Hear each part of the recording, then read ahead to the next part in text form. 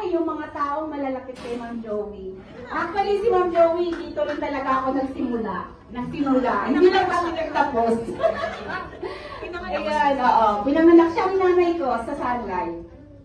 Ayan. So, syempre, sinong gustong sino yung, syempre, asan si Kuya JJ? Kuya JJ, ayan. Ayan na. Ay, nagkasundong mag-nanay. Ayan, so si Kuya JJ muna ang magbibigay ng message kay Mami Joey. So, alright, so, happy birthday, Mom. And, I'd like to thank you for coercing me into joining Sunlight.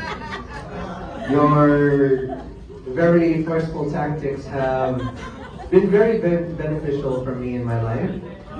Not only have I learned how to listen and obey your commands, but because of you, I was able to talk to hundreds of people and get hundreds of rejections because of you and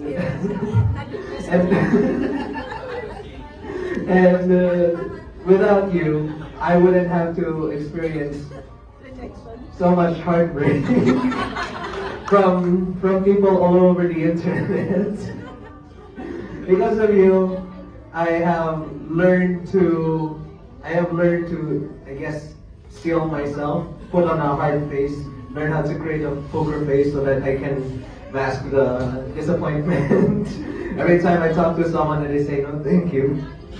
But honestly, in all honesty,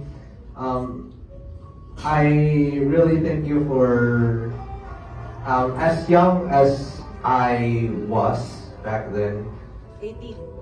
I don't think even 18, like 16, when you Forced you. forced me to do a sales-based, commission-based job, and you taught me the way that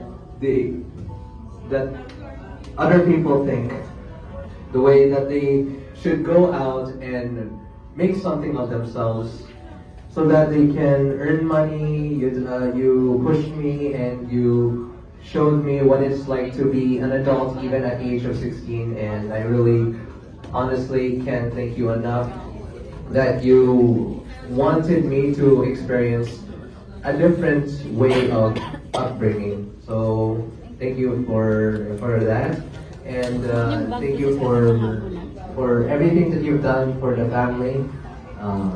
Because of you, I just want to say I love you, Mom. Thank you so much for everything.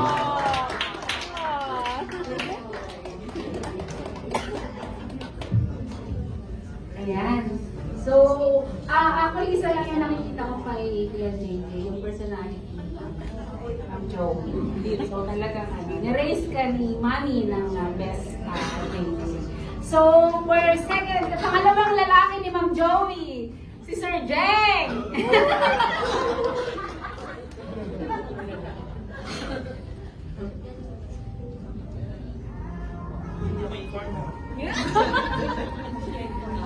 Pronto. Ayan, okay. Pronounce mo rin ako. First and foremost po, hindi ko makaya yung English niya. Ano yan? English. Hindi. Ayan, first and foremost po, I would like to thank UM Joey, Mother Bruce, tawag namin sa kanya. Looking back kasi dami kaming nagkaroon ng mga away-away, ganyan, conflicts, ganyan. Hindi naman daw. Kasi magkaiba kami ng personality. Pero naisip ko na as I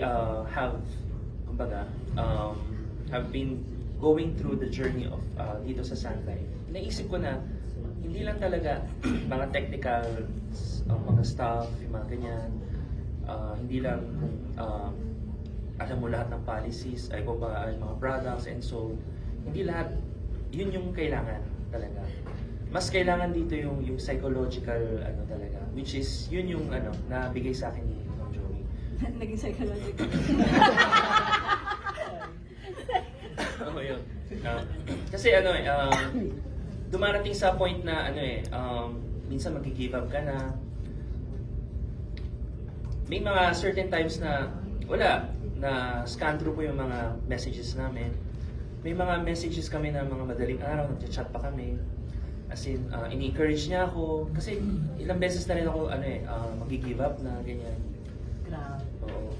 Tapos, SM na. ayun. Tapos, magaling po siyang mambudol. Magaling din po siyang kumbaga, uy, halika dito, uy, ikaw, ganyan. Tapos, hindi pwede. Oo, di ba? Magaling siya mag-force. Di ba? Anak ko na nagsabi.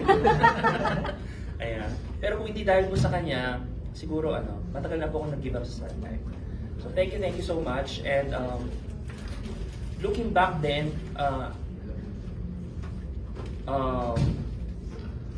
I would like to say na yung pinaka best moment of my life was yung during the time na advisor po ako under ng Cantonese. Thank you so much. Thank you so much. Happy birthday po.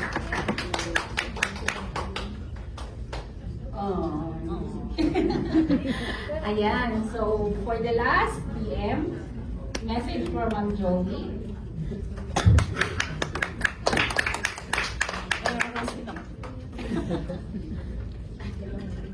Ako favorite na manager. Yeah.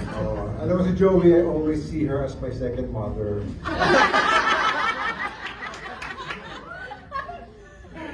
Okay ba?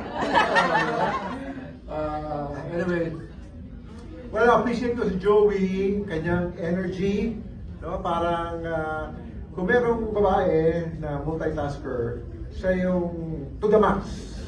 No? Multitasker, grabe.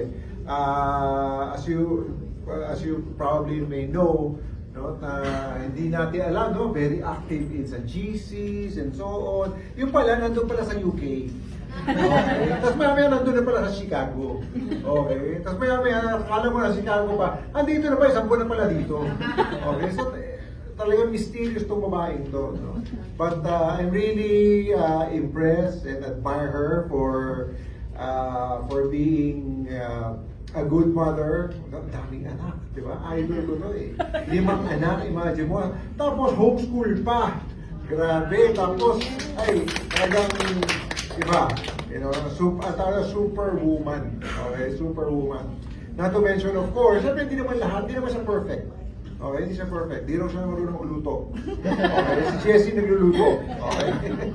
But true enough, she is an asset to Mango, no? Yung kanyang energy with the alpha, yung organizing, facilitating, yung kanyang mga biglaang mga gagawa ng mga slides and all. Sobrang creative, no? So, thank you, Joey. We are blessed to have you in our branch. Happy birthday. Sir, mag-pray mo si Ma'am Joey. Ayan. Bibigyan ng wine. Ako ba?